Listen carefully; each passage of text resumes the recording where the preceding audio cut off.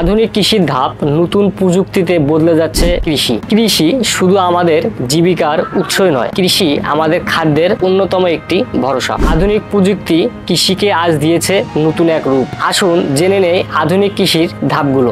1 নম্বর ধাপ, মাটি নির্বাচন ও জমি প্রস্তুতি। সবজি চাষাবাদে বেলে দোআঁশ ও দোআঁশ মাটি সব থেকে উত্তম মাটি। জমি প্রস্তুতির সময় মাটি শোধনের জন্য বিঘা প্রতি বা 33% জমির জন্য 2 থেকে 3 কেজি পিজি ট্রাইকোডার্মা প্রয়োগ করতে হবে। মাটির প্রাণ বা গঠন ঠিক রাখতে বিঘা প্রতি 200 থেকে 250 কেজি জৈব সার প্রয়োগ করা উত্তম, যেমন ট্রাইকো কম্পোস্ট অথবা ভার্মি কম্পোস্ট।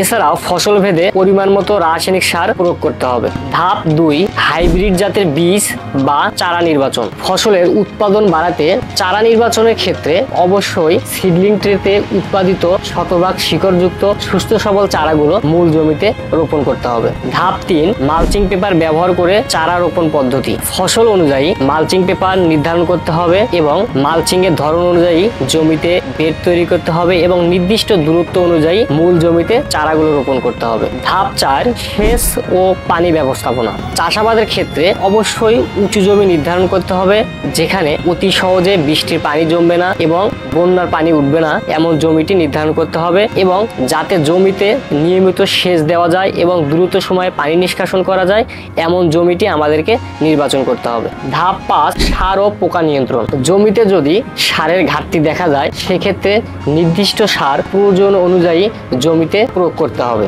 জমিতে পোকামাকড় এবং ছত্রাকের আক্রমণ দেখা দিলে রোগটি ভালোভাবে নির্ধারণ করে এবং এর নির্মূল প্রতিষেধক হিসেবে ছত্রাকনাশক অথবা কীটনাশকগুলো সময় মতো প্রয়োগ করতে হবে।